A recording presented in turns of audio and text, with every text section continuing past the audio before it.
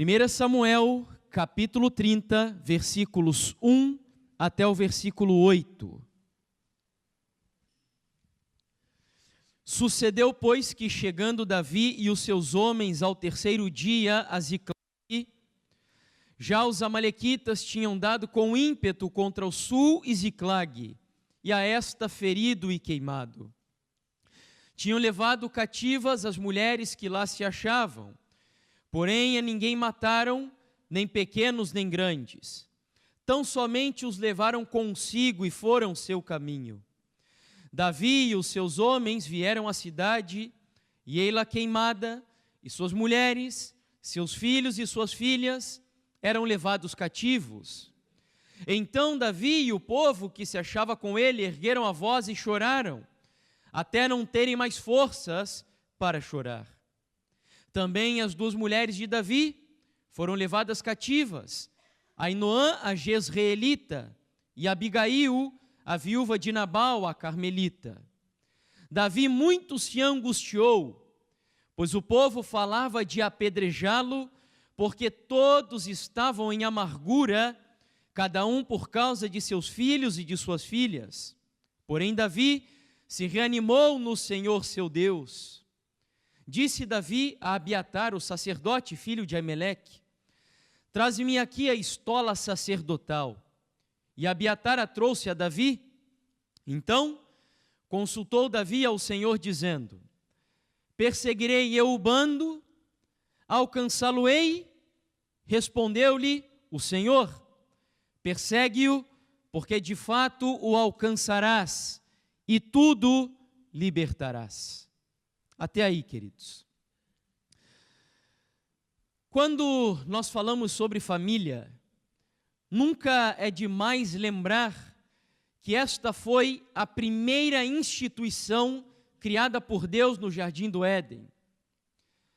Antes mesmo do sábado do Senhor, que para nós adventistas é algo tão importante, tão solene, tão santo, a família foi, volto a dizer, a primeira instituição criada por Deus na história da humanidade.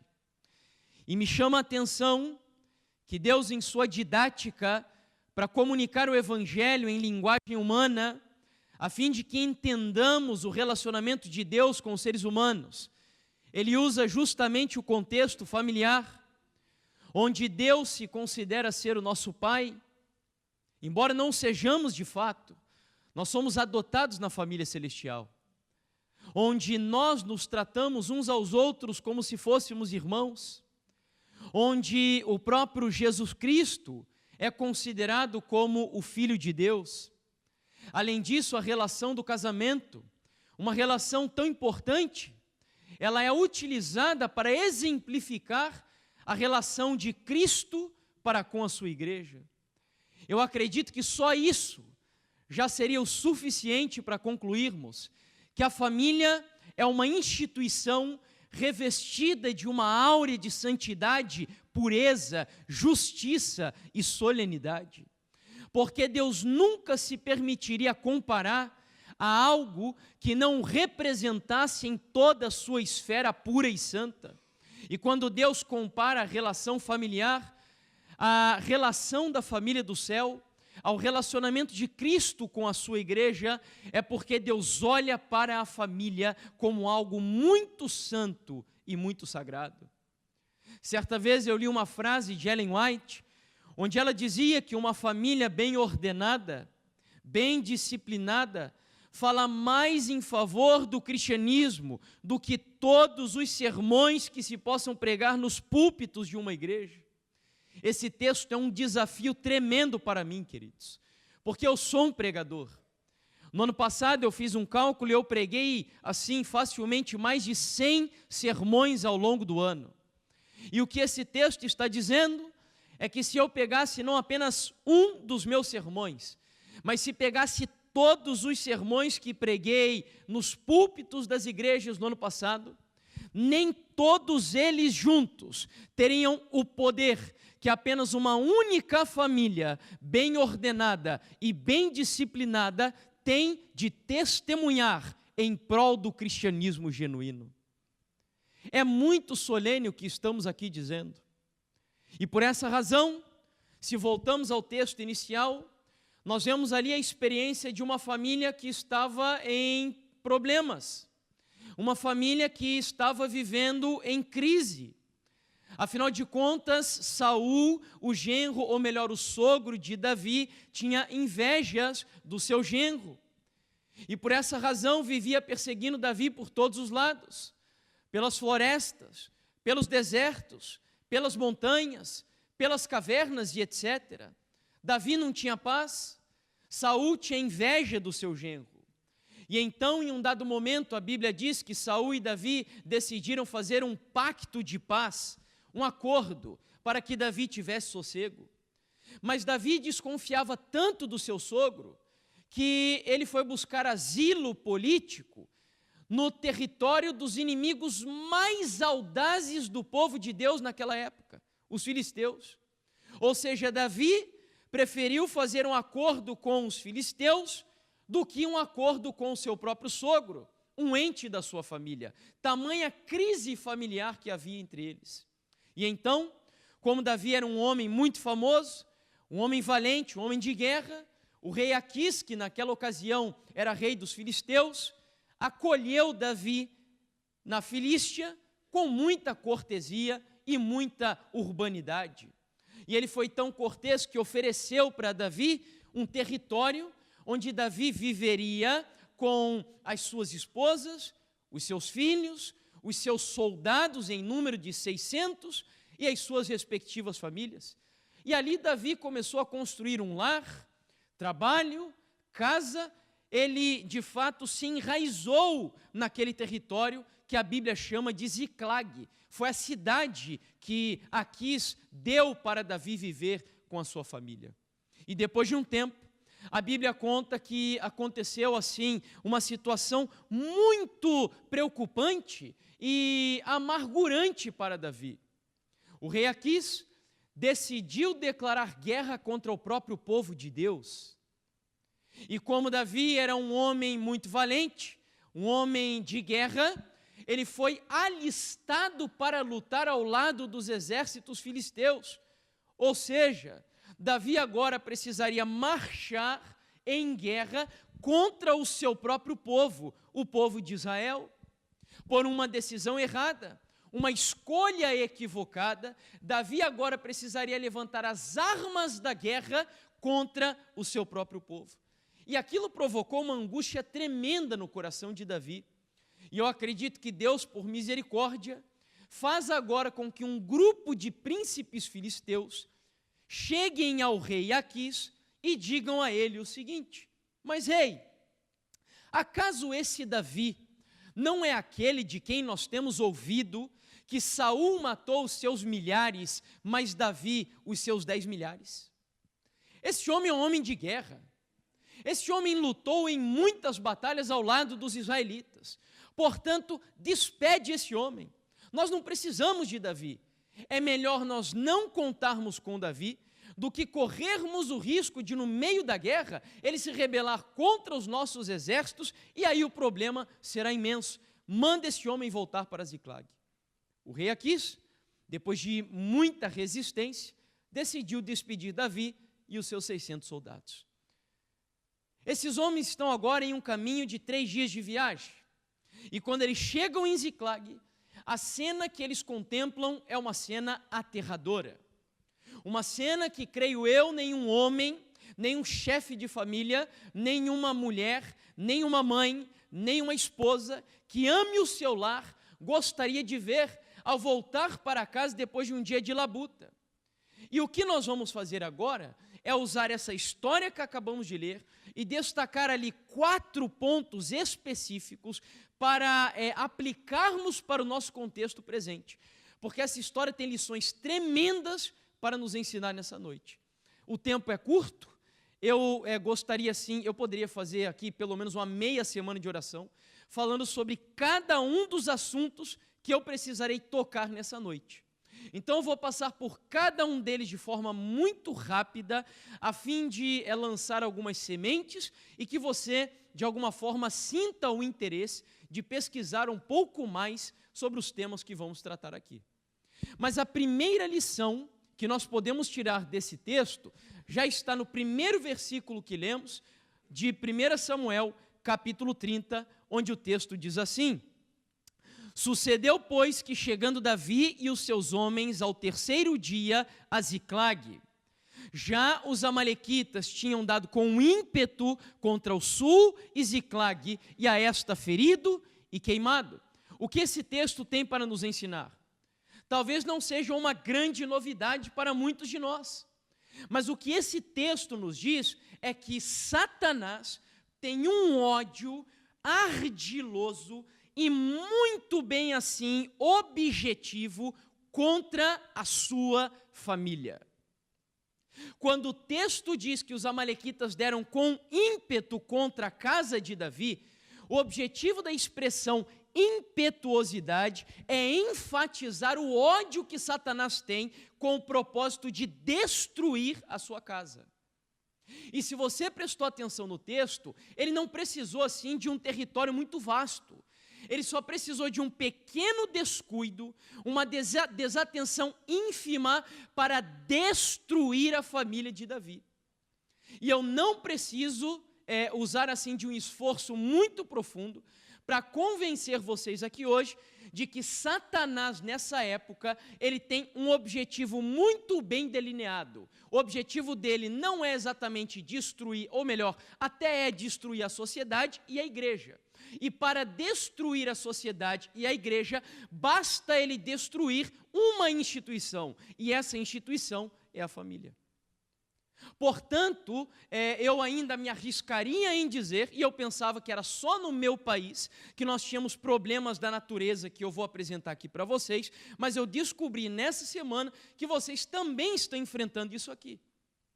E eu me arriscaria a dizer, sem exageros, que nós vivemos hoje no nosso mundo ocidental uma conspiração cujo objetivo é desconstruir o conceito judaico-cristão de família. Se você não sabe, o Ocidente foi desenvolvido sobre um tripé. Tudo o que nós conquistamos ao longo de 2000 anos, mais ou menos, de história, até mais do que isso, ocidental, foi assim desenvolvido sobre esse tripé, que é o direito romano, a filosofia grega e a moral judaico-cristã. E existe hoje uma conspiração ideológica com o propósito de neutralizar, de destruir esse tripé ocidental, cultural e civilizacional. E um dos principais pilares atacados é o pilar da moral judaico-cristã, onde a família bíblica é a base desse pilar, é a estrutura da nossa civilização. Portanto, concluo eu que a mídia, as nossas supremas cortes federais, as câmaras legislativas, a escola e as universidades estão aparelhadas com o propósito de destruição da família. Eu já disse ao longo dessa semana que os índices de divórcio dentro da igreja são os mesmos índices fora da igreja. E por que razão? Porque na nossa cultura atual há uma banalização do casamento. Há um desprezo pelo conceito bíblico de casamento.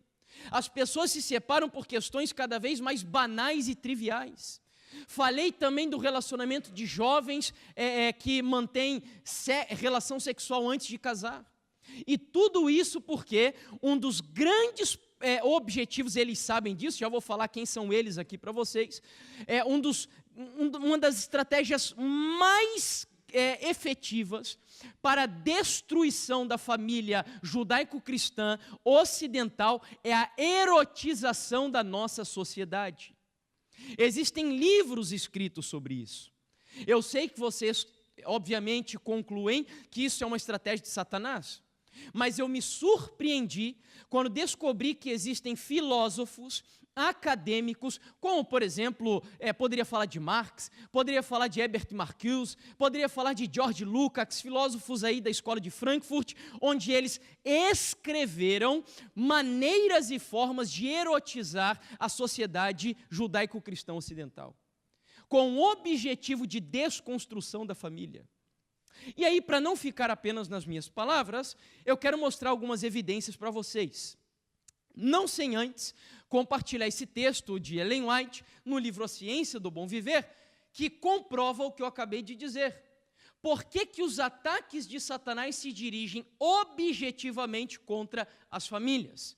O texto diz assim, a partir da citação em amarelo: e o coração da sociedade, da igreja e da nação é a família. A felicidade da sociedade, o êxito da igreja, a prosperidade da nação dependem das influências domésticas. Ou seja, a célula-mãe da igreja, da sociedade e do nosso país é a família. Se nós queremos uma reforma na igreja, por exemplo, como vemos ser necessário, se queremos uma reforma no nosso país, lá no Brasil é o que nós mais queremos. Eu me envergonho quando eu vejo, por exemplo, nosso ex-presidente da Câmara dos Deputados se dizendo cristão, mas é um corrupto, ladrão e mentiroso. Nos dá vergonha vermos pessoas que levantam a bandeira do cristianismo lá no Brasil, mas vivem uma vida corrupta. E nós clamamos por uma reforma muitas vezes, mas esse texto deixa muito claro que a reforma na igreja, na sociedade e na nação só acontecerá se essa reforma começar dentro de onde? Da família. Porque é a família que é a célula-mãe de todas estas outras instituições. E sabendo disso, é claro que Satanás vai atacar as nossas famílias de forma covarde e objetiva.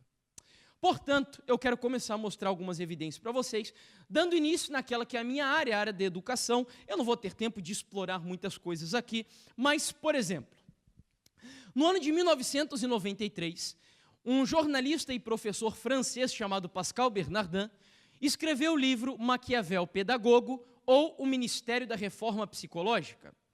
Lá no Brasil, esse livro só foi traduzido no ano de 2013, muito tardiamente. Mas, curiosamente, embora o livro tenha sido publicado na década de 90, o que ele denuncia ainda é extremamente atual. O livro ele trata sobre documentos da ONU e da Unesco, cujo objetivo é modificar, é alterar a ética, a moral e os valores da sociedade ocidental. E para isso, eles vão se utilizar de estratégias psicológicas e psicopedagógicas nas escolas e na mídia de maneira especial. E então, em um dos artigos que ele publica, na realidade, um documento da 4ª Conferência da Unesco, para quem não sabe, a Unesco é o braço da ONU responsável pela ciência, pela cultura e pela educação. E então ele vai dizer aqui o seguinte: que o ensino da ética, ou como eles chamam de ética revolucionária, ou nova ética, deve veicular novos valores. Inicialmente, porém, deve bloquear a transmissão dos antigos valores de uma geração para a outra. Então, o que esse texto está dizendo? Que para levar a cabo os propósitos dessa revolução ética, eles precisam bloquear ou neutralizar a transmissão de valores ou a tradição, como já comentamos aqui, de uma geração para outra. Pergunto, qual é a principal instituição responsável por fazer essa transmissão valorativa de uma geração para outra? Que instituição é essa? A família. Então, o que eles estão dizendo? Que eles precisam bloquear a influência das famílias na vida, especialmente de crianças, jovens e adolescentes. Como eles fariam isso? Eu vou citar um exemplo para vocês. Lá no Brasil, no ano de 1961, foi promulgada a nossa primeira Lei de Diretrizes e Bases da Educação Brasileira. É a lei que regula todo o sistema educacional no Brasil. Nesse ano, as crianças eram obrigadas a frequentar a escola apenas a partir dos 7 anos de idade. No ano de 1996, foi promulgada a 3ª LDB, que é o resumo da Lei de Diretriz e Base. A partir de então, todas as crianças do Brasil são obrigadas a serem matriculadas e frequentarem as escolas a partir dos 4 anos de idade. Pergunto, qual será o objetivo? Será que o Estado ama tanto assim as nossas crianças que querem prepará-las para serem bons cidadãos, desenvolvidos especialmente moralmente, intelectualmente, com valores éticos e etc., como aqueles que nós cremos? É claro que não. Um psicólogo da educação, chamado Jean Piaget, fazendo estudos de observação do comportamento de bebês e de crianças, chegou à seguinte conclusão: uma criança desenvolve a sua personalidade entre os 2 até os 7 anos de idade. Ou seja, essa é a faixa etária onde a personalidade da criança está sendo moldada, amadurecida.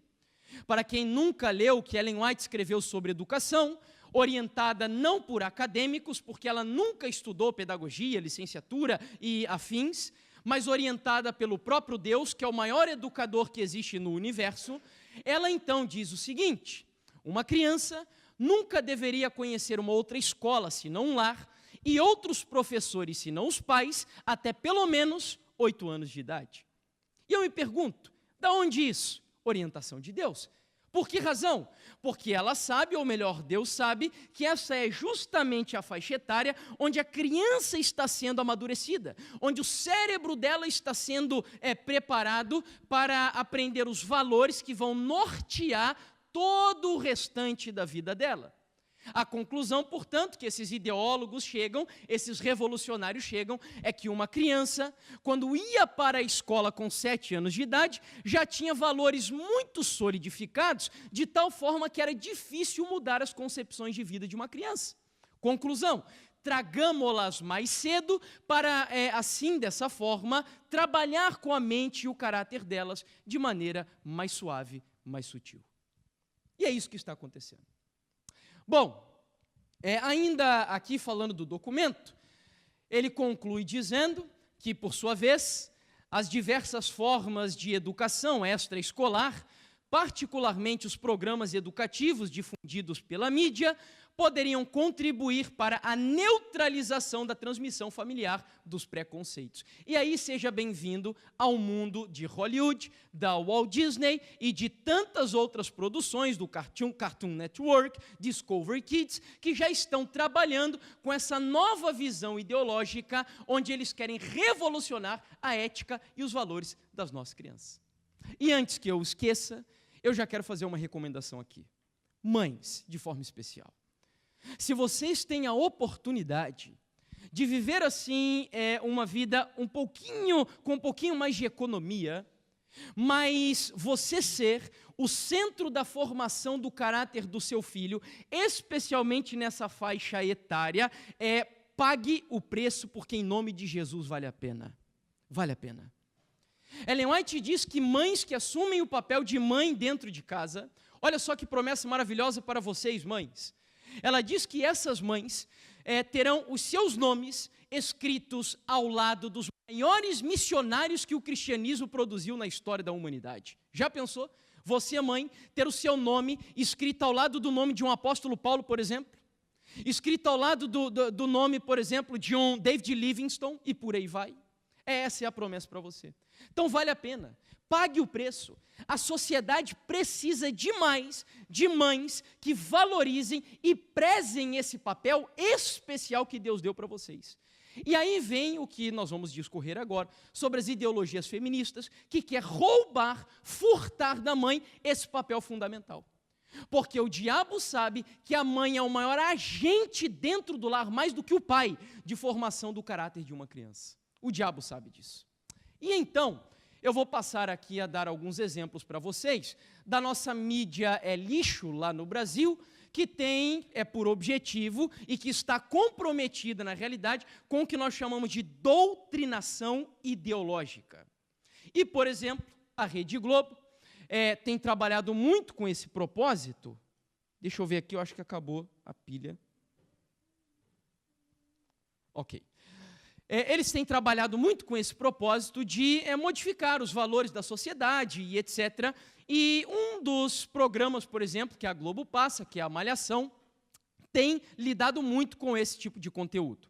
E uma psicóloga clínica, que é a Marisa Lobo, ela é evangélica e ela tem viajado o Brasil falando sobre essa modificação nos valores da ética, na moral das nossas crianças e adolescentes no país. E ela é colunista desse site e escreveu a seguinte matéria: Globo usa a Malhação para subverter valores da família através dos filhos. E aí eu passo agora a apresentar a vocês alguns trechinhos desse artigo que ela escreveu. Estava assistindo TV e parei para dar uma sondada na tal malhação. O diálogo era sobre o absurdo dos pais quererem mandar nos seus filhos na escola e monitorar os conteúdos das aulas. Pasmem, a preocupação das alunas feministas era monitorar se está acontecendo essa intromissão dos pais em outras escolas e se organizar contra essa censura. E ela conclui dizendo: os pais bonzinhos são os que deixam livremente as filhas fazerem o que elas querem, mesmo significando sexo com qualquer pessoa a qualquer tempo. Meninas fazendo campeonato de beijos, chegando a beijar mais de 20 em uma única noite, apenas para mostrar que são empoderadas. Ou seja, se houve algum tempo que novelas, filmes e desenhos eram apenas um tipo de entretenimento, há alguns anos estão sendo utilizados para modificar os valores da nossa sociedade. E eu sei que você deve estar se perguntando assim, mas eu não acredito que esse jovem é defensor daquela concepção de que eu sou influenciado por aquilo que eu assisto. Eu consigo muito bem filtrar as coisas que eu vejo. Espera só um pouquinho que eu vou mostrar um estudo científico para vocês no finalzinho dessa primeira parte. Mas, enfim, ela fala ali, por exemplo, do movimento feminista.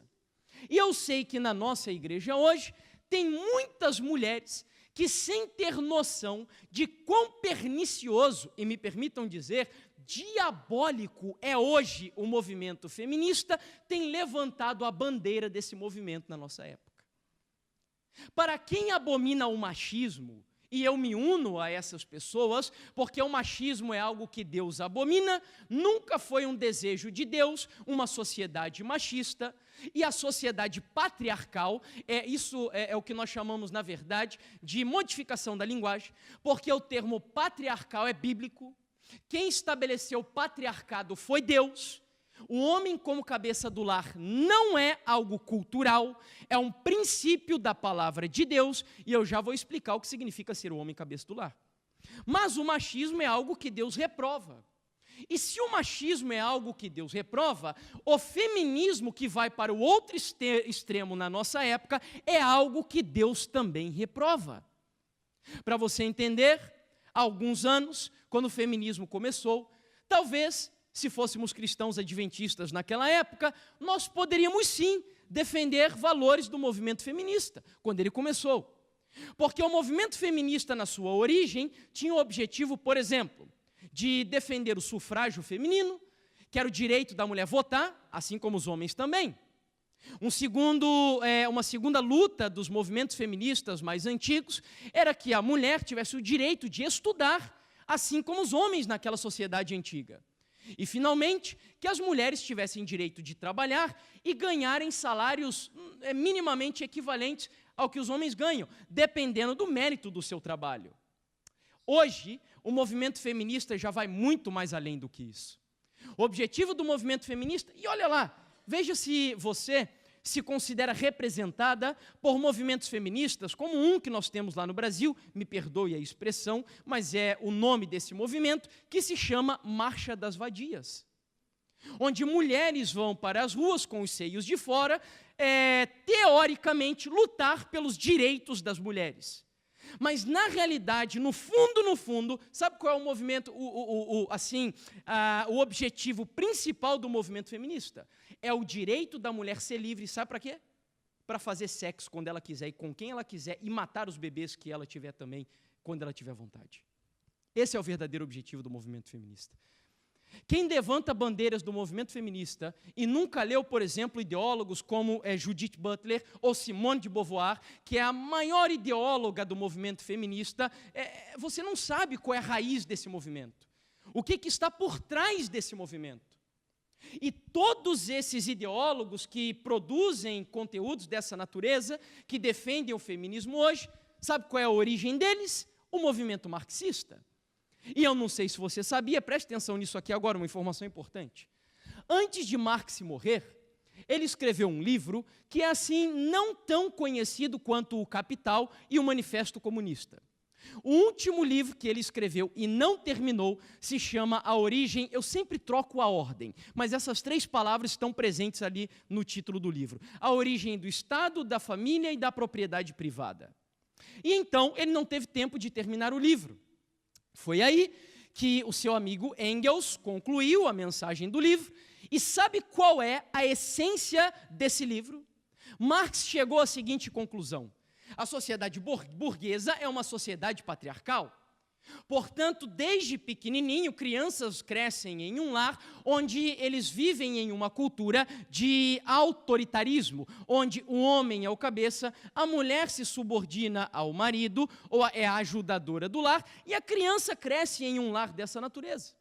Portanto, uma vez que isso é um valor judaico-cristão, que vem da Bíblia, nós precisamos desconstruir o conceito de família judaico-cristão.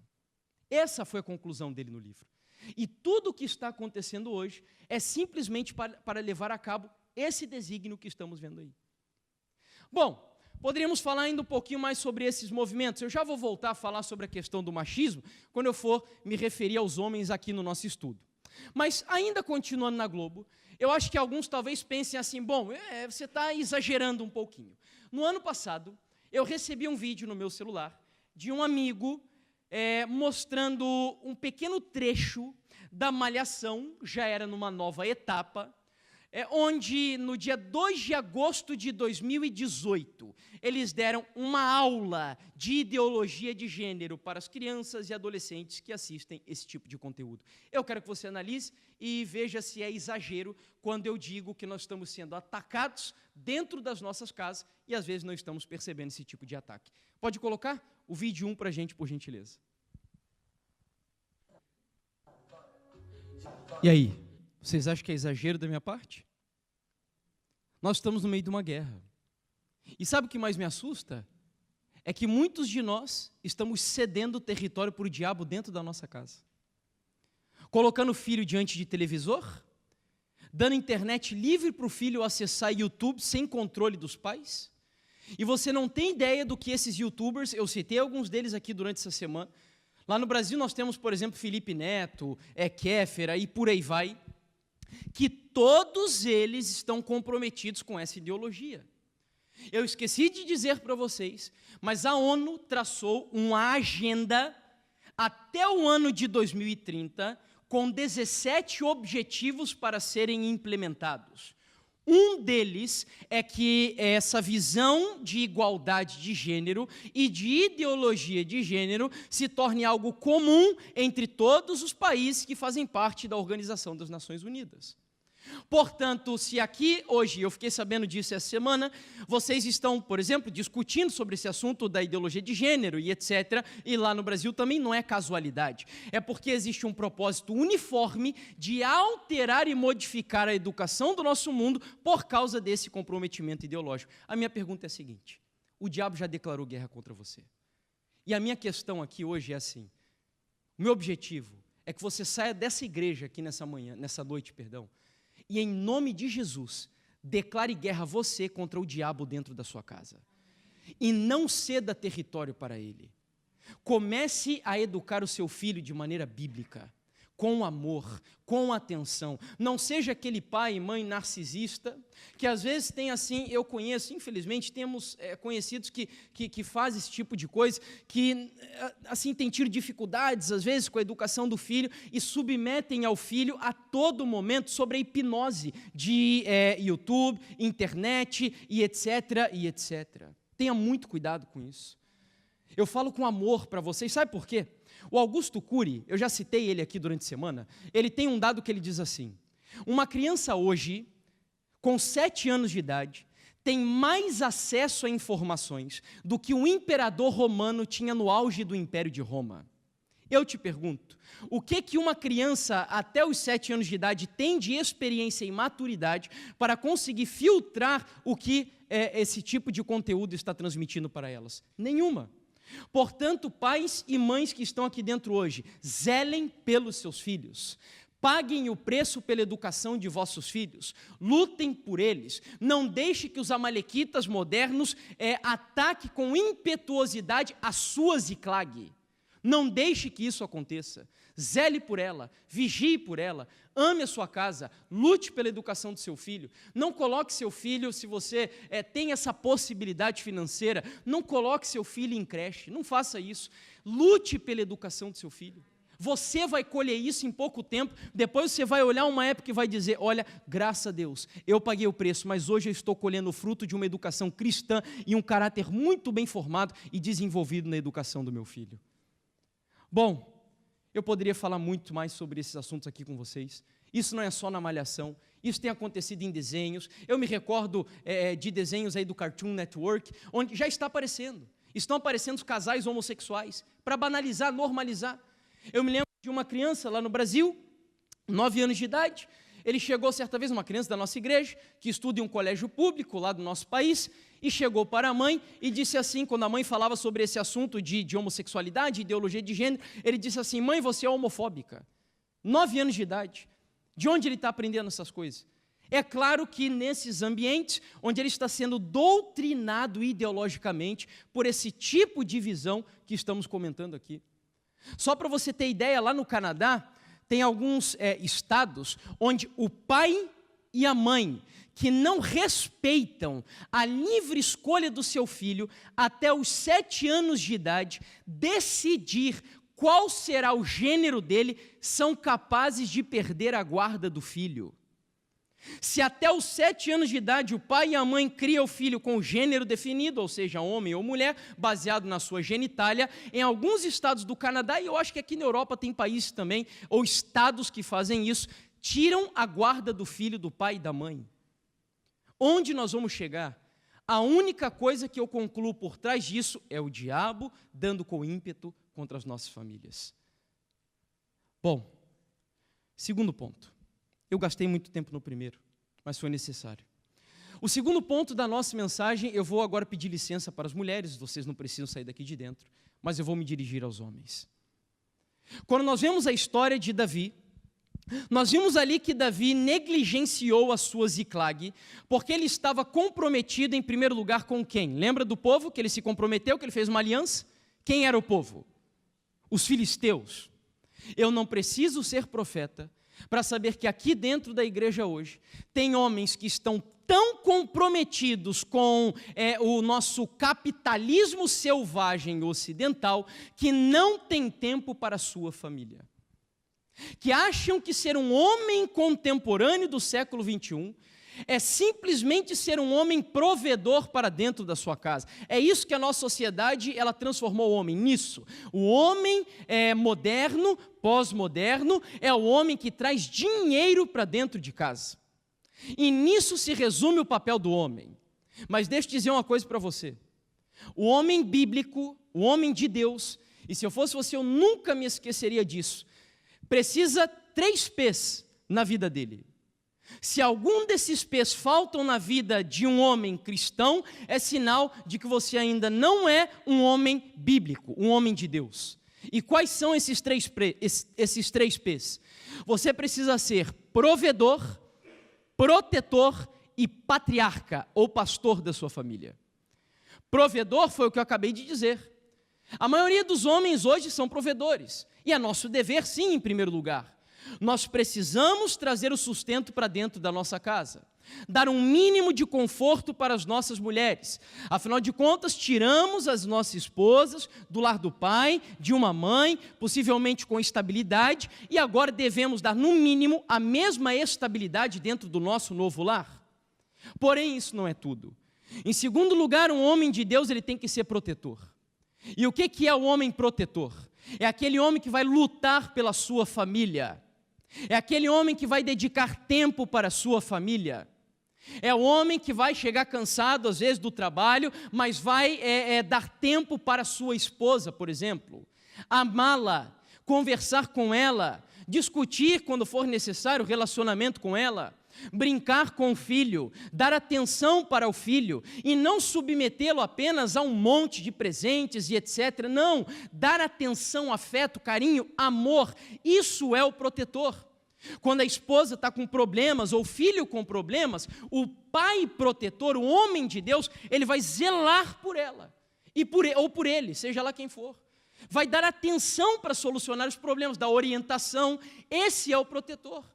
Por exemplo, lá no Brasil, eu lembro de um pai, amigo, que certo dia o filho estava sofrendo bullying na escola. O filho era um menino muito introvertido, já estava quase entrando num quadro de depressão.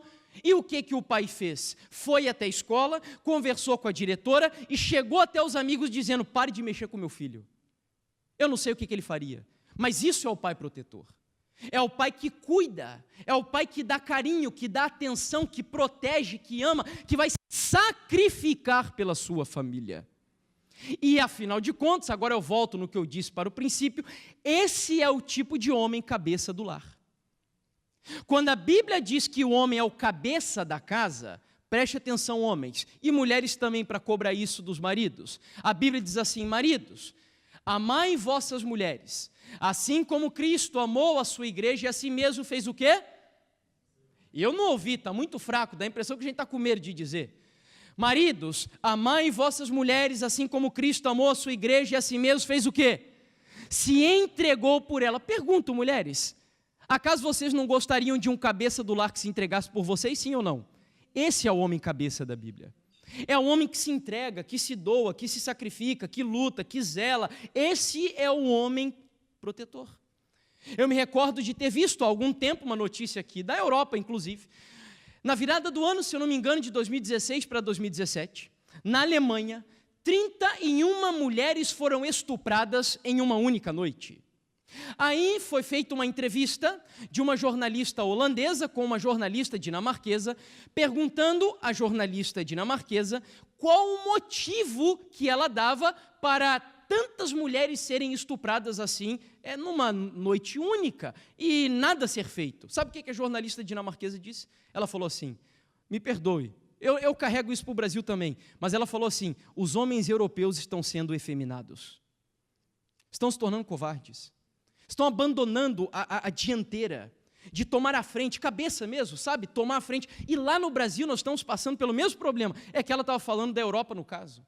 Mas basta você dar uma olhada assim simples, cultural. Na década de 90, eu não estou falando que esse é o modelo de homem, mas só para você ver os extremos. Década de 90, modelo de homem que Hollywood passava era Sylvester Stallone, Rambo, Braddock e por aí vai. Hoje, modelo de homem, Neymar, Justin Bieber e por aí vai. Nem vou citar mais ninguém aqui. Ou seja, há uma modificação dos valores. É como se houvesse um propósito muito bem definido de masculinizar as mulheres e efeminar os homens. É uma inversão, porque os papéis bíblicos são esses. O homem é o cabeça do lar e a mulher, ela é a ajudadora, com um papel fundamental, que Ellen White chega a dizer que a mulher que cumpre o seu papel, ela tem um propósito mais importante do que do próprio homem. Sabendo disso, o diabo inverte os valores. Então, queridos, protetor, primeiro, é o provedor, segundo, protetor, terceiro, patriarca e chefe da família. O que é o patriarca ou o pastor da família? Muitos de nós, adventistas e cristãos, cobramos dos nossos pastores a obrigação de pastorear as famílias. O pastor Luiz é pastor da Igreja Adventista do Sétimo Dia de Espinho, mas ele não tem obrigação de pastorear a sua família.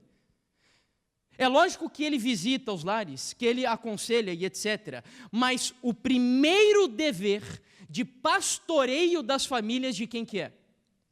Do homem. Os homens são os pastores da família. É dever do homem fazer todos os dias, por exemplo, culto com a esposa e quem tem filho com os filhos. Dever. Se nós temos homens aqui hoje que não são capazes de gastar 5 minutos por dia para fazer um culto entregando a família no altar do Senhor, é porque você não é pastor da sua casa. Não é. Quem diz isso não sou eu, é Ellen White. 5 minutos. Aqui a nossa vida está meio alterada, a minha vida e a vida da minha esposa. Mas lá no Brasil, Nós temos o nosso horário mais ou menos de dormir, minha esposa dorme um pouquinho antes que eu um pouquinho mais tarde, mas a gente acorda meio próximos um do outro. E então acordamos, ela faz o seu culto particular, eu faço o meu culto particular, ali na cama mesmo. E aí oro, ela ora individualmente, eu estudo o que me interessa, ela estuda o que interessa a ela, e quando nós terminamos o nosso culto individual, nos assentamos na cabeceira da nossa cama e fazemos o nosso culto doméstico. E então nós cantamos um hino, lemos uma breve meditação e fazemos uma oração. E todas as vezes que eu oro, é uma oração simples e objetiva pedindo: Senhor, eu consagro o meu lar em Tuas mãos. Que o Senhor cuide da minha esposa e da minha vida nesse dia. Não nos deixe cair em tentação, Senhor. Ajuda-nos a fazer escolhas sábias. Nos livre do mal, em nome de Jesus. Amém. Simples. É nosso dever como homens pastorear a nossa família, chefiar a nossa casa espiritualmente falando. Você, como homem, precisa conhecer de doutrinas minimamente possível para doutrinar o seu lar e a sua família. Sabe, queridos, eu quando me casei, como eu disse para vocês, eu era lá no Brasil, a gente fala um moleque, um menino. E então, fui criado desde pequenininho no ambiente do videogame. E aí eu cresci jogando videogame e me casei jogando videogame. E então casei com 20 anos de idade e certa noite minha esposa estava dormindo, cerca de 2h30 da noite, e eu estava ali na cama com o computador no meu colo, jogando videogame de futebol. Porque uma das minhas maiores lutas até hoje é o futebol. E eu gostava de jogar videogame de futebol, gostava de jogar futebol na prática, ainda gosto, embora tenha parado, e gosto ainda de acompanhar campeonatos. Antigamente eu acompanhava o Campeonato Brasileiro, o Campeonato Europeu, de tudo que é país que vocês podem imaginar. Meus domingos eu passava 6, 7 horas assistindo partido de futebol.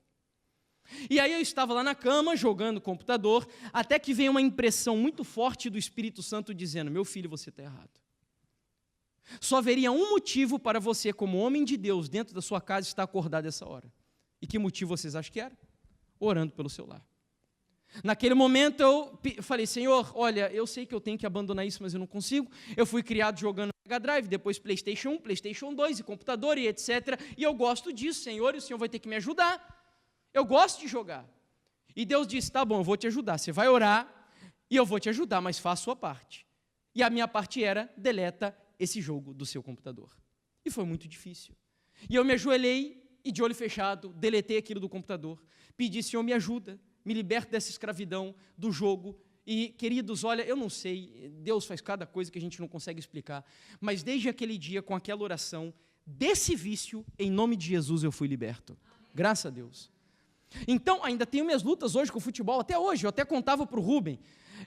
Eu entendi muito bem o que Jesus quis dizer com aquele texto, que ele fala assim: olha, se o teu olho te faz pecar, ele não diz assim, vá orar pelo olho só. Não, ele fala para fazer o que com o olho? Arranca o olho fora. Eu entendi muito bem esse texto, porque se eu tiver uma televisão em casa com sinal, eu não consigo resistir. E eu tenho televisão em casa, mas sabendo que eu não resisto, o que eu fiz? Não tenho sinal, arranquei o olho fora. Então, se o diabo vai usar aquilo para me tentar e eu ainda não tenho domínio sobre aquilo, melhor não dar o espaço para ele me tentar dentro da minha casa. Então, é a luta. Agora, nós como homens precisamos entender, no mínimo você homem, precisa sair daqui reconhecendo: Senhor, eu preciso melhorar e me tornar um homem de Deus dentro da minha casa. Um homem de Deus. Olha, eu acho o máximo Abraão. Quando chegou a notícia para Abraão, dizendo assim: Abraão, olha, teu sobrinho está perdido. Os reis lá de Sodoma e Gomorra se juntaram, levaram ele escravo, a família inteira dele, e agora você vai fazer o quê? O que a Bíblia diz que Abraão fez? Esse cara era protetor da família. Ele reuniu lá um grupo de homens, do jeito que eles tinham, com o que ele tinha, em nome de Jesus, foi lá proteger a família dele, lutar pelo seu sobrinho, para libertar a sua casa das mãos do diabo. Portanto, queridos, primeiro, os amalequitas modernos estão dando com ímpeto contra a nossa casa. Segundo ponto, nós homens precisamos, em nome de Jesus, reassumir o nosso papel de homem na sociedade e dentro da igreja. Terceiro ponto, e a gente já está se aproximando do fim. Bom, lá no texto que lemos ao início do estudo, do livro de Samuel, travou aqui de novo? Puder me ajudar lá, por gentileza? 1 Samuel, capítulo 30, nós vamos ao versículo 3. Versículo 3. 1 Samuel, capítulo 30, verso 3. Para a gente ganhar tempo, se você tiver aí fácil na Bíblia, o texto diz assim. Olha lá, já está projetado. Davi e os seus homens vieram à cidade, ei-la queimada, e suas mulheres, seus filhos e suas filhas foram levados o quê? O que diz o texto? Foram levados o quê? Cativos. O que significa a palavra cativeiro? Foram o quê? Escravizados. Ou seja, as mulheres e os filhos foram escravizados. E volto a dizer, eu não preciso ser vidente para saber que aqui dentro da igreja tem mulheres e jovens escravos. Ah, escravos do quê? De novela, por exemplo. E como eu comentei ontem, a novela ela faz você, vislumbrar uma ideia de casamento que não é real. Porque você não casa com um Dom Juan. Ellen White é bem clara em dizer que o casamento é a melhor escola para preparar um cristão para ir para o céu. E eu não entendia isso, até que me casei e agora eu consigo compreender. Moro em uma casa de mais ou menos 60 metros quadrados e eu preciso dividir um território de 60 metros quadrados com uma pessoa totalmente diferente de mim. Existe melhor escola para preparar a gente para morar no céu? É claro que não. Porque no céu nós vamos dividir o reino inteiro com pessoas que são diferentes de nós. E então, para você ter ideia, lembra que eu falei para vocês que eu fui criado cheio de mimimi, né, e etc. E, por exemplo, eu tinha um jeito de apertar a pasta de dente. Eu gosto de apertar a pasta de dente de baixo para cima, bonitinho, para deixar ela lá. A minha esposa não. Ela torce a pasta de um jeito que é desesperador. Me assustou quando eu vi aquilo. Aí, enfim, outro detalhe, lá em casa, que a gente também, nós tivemos alguns atritos, foi a porta dos armários. Eu sou meio chato com organização, e aí a minha esposa abria as portas e gavetas, e ela não fechava, deixava sempre aberto. Esse sorriso acho que está condenando algumas aqui dentro, né? E aí eu tive uma brilhante ideia, e a minha ideia foi a seguinte, obrigado. A minha ideia foi a seguinte, todas as vezes que eu encontrar a porta dos armários e as gavetas abertas, eu vou dar uma lapada na porta com toda a minha força para fazer um barulho e irritar a minha esposa. Vocês acham que adiantou? É claro que não. O que começou a acontecer entre eu e ela? Quando eu fechava a porta e fazia um barulho imenso, o que acontecia? A gente brigava. E aí o que Deus ensina? É simples, cara. Faz o quê? Fecha a porta. Mas aí eu já falei para minha esposa, olha, não se acostuma, porque se você continuar os próximos armários, eu vou comprar tudo sem porta e sem gaveta. Né? Mas enfim, a gente vai aprendendo a ter a maior virtude do céu. Qual é a maior virtude do céu? Aqui está o quê? Lembra do texto? A paciência dos santos. O casamento ajuda você a ter paciência. Certo dia, minha esposa chegou para mim e disse assim, Jefferson, você é muito teimoso. E eu não sabia que esse era um dos maiores defeitos do meu caráter. E luto com isso até hoje. Minha esposa me ajudou a descobrir. Na hora eu não gostei, obviamente, mas depois Deus vai trabalhando no seu coração e você precisa ter humildade para aceitar. E o diabo vai trabalhar, queridos. Olha, eu nunca me esqueço. Uma vez, esse ano inclusive, eu estava em uma missão lá em Uberlândia, Minas Gerais, no Brasil, para fazer um retiro espiritual da igreja central dessa cidade. E aí minha esposa e eu, nós entramos no quarto do local onde estávamos hospedados, e eu não sei como o diabo entrou dentro desse quarto junto com a gente. Antes de começar a programação, nós entramos em um atrito, uma discussão por causa de uma coisa tão boba. E ali começamos lógico, a gente não fala palavrão dentro de casa, mas começamos ali a falar em alta voz, um com o outro e tal, e uma briga, e eu cheguei, Mor, eu chamo ela assim, de Mor, lá no Brasil é costume. Vamos agora ficar de joelho e vamos orar. Em nome de Jesus, vamos pedir misericórdia de Deus para mandar o diabo fora daqui. E isso deveria ser um hábito. Agora, pergunta para mim, é fácil? Na hora que você está com os nervos à flor da pele, querendo mandar para tudo que é lado da sua esposa, você acha que é fácil você pedir para ajoelhar e orar? Não é. Mas é nesse momento que você deve clamar a Deus. E a gente se ajoelhou. E graças a Deus passou. E foi uma bênção o retiro espiritual. Seria maravilhoso se homens e mulheres, talvez você esteja aqui dentro hoje, o teu casamento está pendurado. Não desista do seu lar e do seu casamento. Chega na tua casa agora como um homem de Deus, pega a tua esposa, se ajoelha na tua cama com ela, que é o altar de Deus, e diz: amor, vamos orar. Vamos buscar a presença de Deus para curar as feridas dentro da nossa casa. E eu tenho certeza que quando houver humildade e espírito cristão dentro de casa, as lutas vão seguir, as dificuldades vão seguir, mas um lar que está sendo edificado sobre a rocha que é Jesus, ele vai permanecer sólido até a sua vinda em nome de Jesus. Faça isso, experimente. E então, mulheres escravas. E a escravidão é um problema. Eu poderia aqui falar de Facebook, por exemplo. Minha esposa mesmo tinha uma dificuldade com essa questão. Muitas amigas da época de escola, que aí se casaram com homens muito ricos, e que ela via as fotos das amigas lá no Brasil, viajando para vários lugares do mundo, e para a Europa, e para os Estados Unidos, e para o Caribe, e etc. E eu era um obreiro do movimento antes de me tornar um adventista. Ganhava muito pouquinho. E aí eu não tinha condições de dar aquela vida para minha esposa. Mas o que o Facebook faz? O Facebook é o que eu chamo de Alice no País das Maravilhas. Porque ali parece tudo perfeito, tudo lindo, os sorrisos extravagantes, e por trás daquelas fotos, existem estudos sobre isso, que muitos casais estão sendo destruídos por contemplarem demasiadamente os relacionamentos de Facebook. Que é uma mentira, ali é tudo um verniz, é um verniz. Vamos ser sinceros, a gente mesmo às vezes se insere nesse meio cultural e social. E foi aí que Deus começou a fazer um milagre na nossa vida, que Ele mandou a gente ir lá para o deserto. Minha esposa sofreu muito, tadinha, eu também sofri, mas hoje, graças a Deus, eu digo para vocês, não é porque minha esposa está aqui não, mas eu digo para vocês que eu agradeço a Deus pela mulher que Deus me deu. Eu nunca poderia desenvolver o ministério que eu desenvolvo se eu não tivesse uma ajudadora dentro da minha casa. Minha esposa é uma bênção. É uma mulher de Deus, ela estuda, ela busca a presença de Deus, nós temos desavenças. Tem coisas que ela pensa de um jeito, eu penso do outro. Eu aprendi com Ellen White que eu tenho que respeitar os limites também de cada pessoa. E eu procuro, pouco a pouco, entender isso. Temos dificuldades, temos desavenças, mas graças a Deus. E aí eu brinco com ela. Antigamente ela tinha o sonho de viajar para fora. Deus deu para a gente a realização desse sonho. Ela pôde vir agora aqui para a Europa. Estamos em missão, mas Deus nos presenteou com essa viagem também. Uma bênção.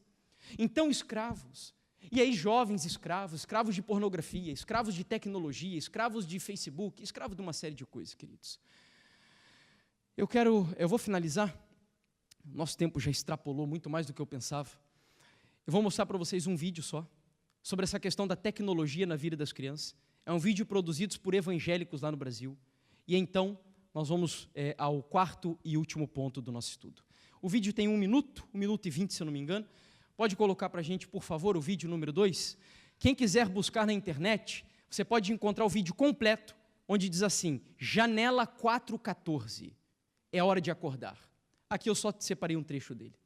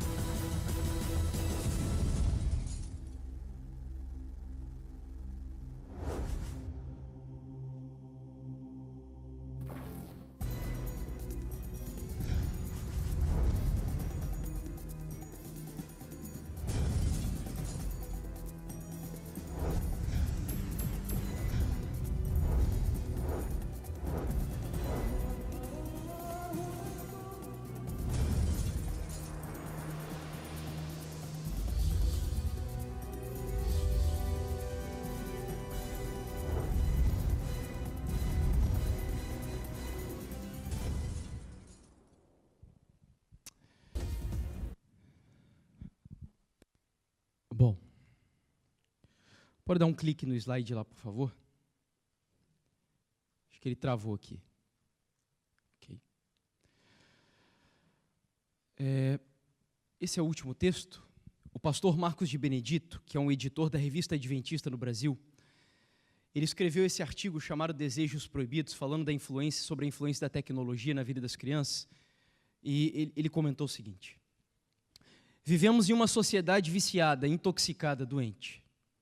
E a dependência não tem que ver somente com o consumo de substâncias ilegais. O mundo se transformou em uma grande cracolândia comportamental. Celular, internet, cacau em pó, carboidratos, exercício, cirurgia plástica, dinheiro, compras, filmes, jogos, medicamentos, emagrecedores, trabalho, cibersexo e pornografia são apenas alguns dos inúmeros vícios atuais. Existe, por exemplo, uma onda de viciados em telas digitais, celular, computador, tablet, TV. Você mesmo consegue ficar desconectado por uma semana ou sequer um dia? Em países da Ásia, o problema é sério. A China está preocupada com a heroína eletrônica que afeta os seus jovens. Na Coreia do Sul, o vício em internet atinge pelo menos 10% dos adolescentes. O detox digital é feito em centros de reabilitação. Para a criança, o tempo diante da tela age como estimulante, a dopamina digital, não muito diferente do efeito de uma droga. No entanto, o prazer é prejudicial e faz bem desconectar-se. Além de diminuir a inteligência emocional dos nossos filhos, parentes, pesquisem depois na internet o que é inteligência emocional, para você entender por que as tecnologias, quando são colocadas diante de crianças muito novas, diminuem a inteligência emocional delas. O excesso de tecnologia pode estar acentuando o problema de autismo e déficit de atenção nos mais novos. Isso é o que sugere um estudo feito na Romênia. Bom, então, irmão Jefferson, você nos chamou hoje aqui para dizer que nós estamos num caminho totalmente errado, que está tudo bagunçado, que a nossa família não tem solução, que maridos não estão assumindo o papel de maridos ou de pai, mulheres buscando o feminismo equivocado, filhos tecnologia e vícios e escravidão e etc. Foi isso? Não. Porque Deus nunca fere se não for para curar. E agora eu quero que você, ao estudar esses 3 pontos que comentamos, os amalequitas modernos dando com ímpeto contra a família, os homens precisando retomar o seu papel de homem dentro de casa, e por fim, a escravidão de filhos, de pais, esposas, mães e etc. Qual é a solução que Deus propõe? Abra sua Bíblia, 1 Samuel capítulo 30. É o texto que nós lemos no início do estudo, e com ele nós vamos terminar. 1 Samuel capítulo 30.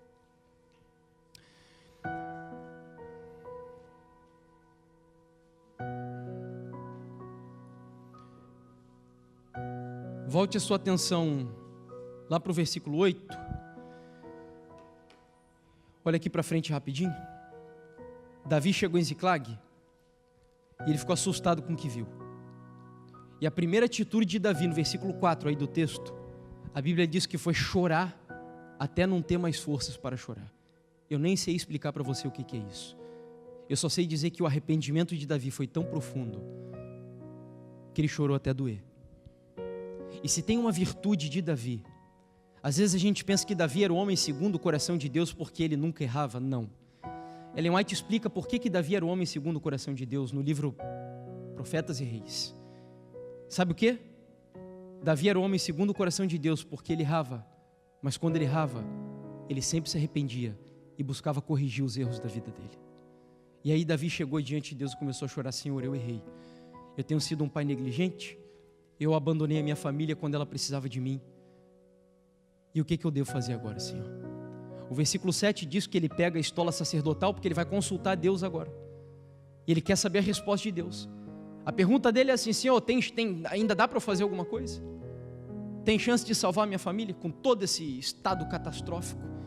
Versículo 8, depois de consultar a Deus, a Bíblia diz assim: então consultou Davi ao Senhor dizendo: perseguirei o bando, alcançá-lo-ei.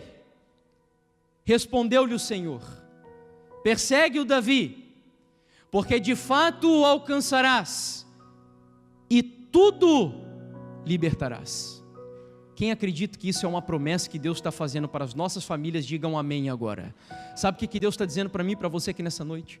não importa onde está teu marido, não importa quão miserável seja o seu filho, não importa onde está o seu irmão, não importa o que esteja fazendo a sua esposa ou a sua mãe, ou mesmo o seu pai, não importa onde eles estão, se um dia eles estiveram aqui e saíram, ou se nunca se curvaram diante desse Deus, não importa. O que Deus está dizendo é assim: lute por eles, porque se o diabo tem privado você da felicidade de ter os seus queridos ao seu lado hoje, tudo aquilo que o diabo tem tirado de você, eu vou libertar e vou te devolver de volta em nome de Jesus. É isso que ele está falando ali. E Davi reconquistou. E eu quero dizer algo para você. Eu experimentei isso dentro da minha casa. Não da minha parte, mas da parte da família da minha esposa. Infelizmente, meu papai, minha mamãe, não são cristãos. Tem a confissão deles, mas não servem a Jesus. Isso me dá muita dor no coração. E eu sempre gosto de dizer para quem tem um pai e uma mãe na igreja, dê valor a isso. Você que teve um privilégio de crescer em um lar cristão, valorize isso. Eu sei o que é ser um filho de um pai e uma mãe, onde todas as vezes que eu vou visitá-los, eu tenho que ver os meus pais embriagados. Bebem daquele jeito que eles dizem socialmente, mas ficam embriagados. Isso me dá tristeza. Eu nunca posso chegar para o meu pai e para a minha mãe e pedir para eles conselhos espirituais, porque eles não creem no que eu creio. Então você que está aqui agora, eu sei que as coisas aqui são um pouquinho diferentes, mas eu gosto sempre de fazer isso. Você que está o teu pai e a tua mãe aqui agora, dá um abraço nele, dá um beijo nele ou nela e agradeça: pai e mãe, obrigado pelos valores que o Senhor, a senhora que me ensinou. Agradeça, faça isso mais vezes, é uma bênção, E então, orem pelos meus pais se puderem, tá? Orem pelos meus pais. Todas as vezes que eu prego essa mensagem, Deus me dá assim esperança no meu coração, porque é muito triste, queridos. O diabo tem vezes que ele vê que a esperança ressurge, e você vê lá o teu pai e tua mãe, e você sente assim: nossa, parece que agora eles vão abrir uma brecha, e o diabo vem e joga tudo no lixo. É como dizendo assim: cara, desiste, eles são meus, você nunca terá eles do teu lado nessa caminhada. E todas as vezes que eu prego essa mensagem, Deus me dá esperança de novo, esperança de um dia ter o meu pai, minha mãe e meu irmão nos caminhos do Senhor. E então, da parte da minha esposa, meu sogro se converteu. Meu sogro foi um pai negligente na primeira etapa da sua vida. Era padeiro, vocês falam padeiro aqui? Dono de panificadora, de padaria, ok. E ele não participou muito da educação dos filhos. Mas depois que meu sogro se converteu, ele virou um homem de Deus. Meu sogro, se não fosse o meu sogro, eu não aprenderia o que é ser um sacerdote dentro da casa. Eu aprendi muito com ele, namorei 4 anos, se não me engano, com a minha esposa, então eu pude aprender muita coisa com o meu sogro. Mesmo antes de ser adventista, ele sempre foi um sacerdote da família. E então meu sogro tentava levar isso para o meu cunhado. Meu cunhado, no auge dos seus 17 anos de idade, não queria saber de Deus. E meu sogro passou por muitas lutas. Até que então, um feriado lá no Brasil, dia 15 de novembro, emendava com o final de semana, meu cunhado foi para a praia com os amigos, alugaram uma casa, passariam nessa casa vários dias. Chegou a última noite, eles tinham que devolver as chaves da casa. Então meu cunhado era o motorista de um dos carros, disse para os amigos assim: olha, vamos tentar não beber muito nesse dia, porque eu tenho que dirigir lá da praia até a cidade onde nós moramos. Você tem que subir mais ou menos cerca de 900 metros, é uma serra muito alta. E então ele pediu isso aos amigos, passaram o dia inteiro bebendo, com jovens, meninas e etc. À meia-noite entregaram as chaves da casa, meu cunhado entrou no carro e seguiu viagem. Ele pediu aos amigos que não dormissem pelo menos, ficassem acordados para conversarem com ele, ele estava sonolento, além disso começou a chover torrencialmente. E eles seguiram a viagem. Quando ele chega num trecho do caminho, ele precisava pegar a estrada para um outro rumo, vocês chamam aqui de autoestrada, e o caminho que ele seguiu era um caminho errado. E nesse momento em que ele passa da trajetória que deveria pegar, ele atendeu o telefone, o celular dele tocou, ele atendeu o telefone. Era uma jovem que estava dirigindo o carro de trás, ligando para ele, dizendo: Bruno, nome do meu cunhado, você passou o caminho, você errou. E o meu cunhado é muito bom no volante, é muito atento, não se perde, conhece muito lá a nossa região, mas naquele dia ele errou, passou. E ele não entendeu o que tinha acontecido. E ele continuou e só aumentaria a viagem cerca de 40, 50 minutos. Quando no meio do caminho, tentando entender o que havia acontecido, ele se deu conta do que houve naquela noite. E eu quero dizer para vocês que eu estou aqui em nome de Jesus. Eu não preciso contar história para aumentar os sermões. Mas sabe o que aconteceu naquela noite? Cerca de 50 quilômetros da serra, o meu cunhado dirigiu, dormindo no volante. Sabe quem dirigiu um carro para o meu cunhado naquela noite? Foi um anjo que dirigiu o carro para o meu cunhado. Aí você deve estar se perguntando, né? Mas como assim um anjo dirigiu o carro para um ímpio? Um carro para um ímpio. E sabe por quê? Porque tinha um pai e uma mãe, e a minha esposa, e eu também, que sustentava a vida dele no altar da oração. E que clamava, meu sogro, principalmente minha sogra, olha, eles iam algumas noites atrás do meu cunhado, porque não chegava em casa, olhando pelas autoestradas para ver se o carro não tinha capotado, ele tinha morrido. Meu sogro pegava meu cunhado, levava para o quarto e conversava com ele, dizendo, Bruno, sai dessa vida, cara, sai dessa vida, nós não queremos que você siga nesse caminho. E Deus começou a operar. Passou-se aí algum tempo, muitas outras coisas aconteceram, não tenho tempo de contar para vocês, mas encurtando uma história longa. O meu cunhado conheceu uma jovem no mundo. Nós oferecemos tudo para ela. Ela aceitou, queridos. E hoje, tanto o meu cunhado quanto a esposa dele, depois de uma obra profunda de Deus na vida deles, graças a Deus, os dois estão batizados na igreja adventista do sétimo dia. E o meu sogro tem o privilégio, porque ele lutou pela família, de ter todo o seu círculo mais íntimo, esposa, filha, genro, nora e filho. Todos nós 6, graças a Deus, somos cristãos e adventistas do sétimo dia. Por quê?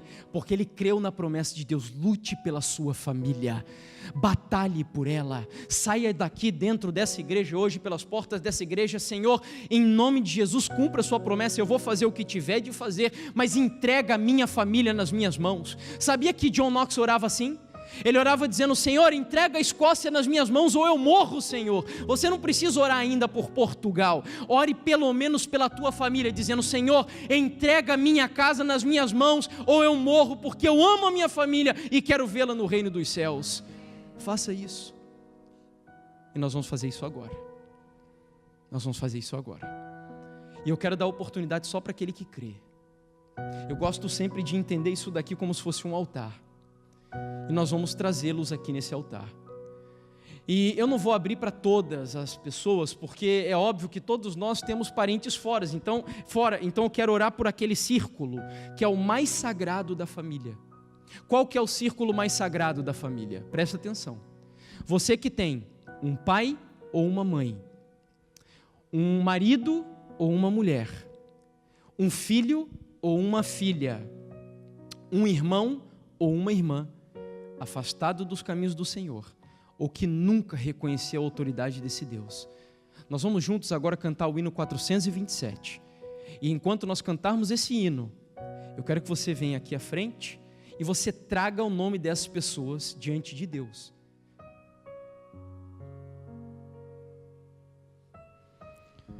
Querido Senhor Deus, Tu sabes que essa é a oração mais difícil, Senhor. Ela arranca a lágrima dos nossos olhos. Ela faz o nosso coração doer, Pai. Porque nós oramos por aqueles que amamos. E dói muito, Senhor. Dói quando nós vemos eles praticando coisas que nós sabemos que entristecem o Teu Espírito.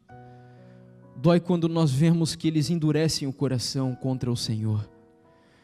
Dói, Pai. Dói porque nós gostaríamos que eles estivessem nos Teus caminhos. Dói muito quando nós vemos o diabo pisando, quando a esperança volta a acender no nosso coração, e ele vai lá e joga tudo por terra de novo, Senhor, e isso nos faz chorar. Mas, Senhor, nessa noite nós queremos derramar lágrimas de esperança no Teu altar, Pai. Porque nós estamos aqui vendo sim que o diabo tem atacado as nossas famílias. Nós sabemos que tudo isso é obra dele, obra do maligno. mas nós cremos e invocamos nessa noite um Deus todo-poderoso, um Deus que em nome de Jesus libertou a família de Davi das mãos do diabo, e que nessa noite promete a cada um de nós nos dar a alegria de vermos as nossas famílias no altar do Senhor. Pai, nós não sabemos como isso acontecerá, meu Deus, mas eu estou disposto a orar dessa maneira, e eu oro pedindo que seja pela dor, seja pelo sofrimento, seja através do estudo bíblico, não importa a forma como o Senhor usar, mas em nome de Jesus, o nosso desejo, meu Deus, é que, independente da maneira, os nossos familiares aceitem a Jesus Cristo e a verdade na vida deles. Pai, que na tua vinda, naquele grande dia, quando o Senhor Jesus vier nas nuvens dos céus, eu quero junto com os meus irmãos chorar de novo, mas que naquele dia não seja um pranto de tristeza como hoje, mas que seja um pranto de alegria, um choro de exultação pelo gozo de podermos juntos na mesma nuvem subirmos para o reino dos céus junto com todos aqueles que nós amamos.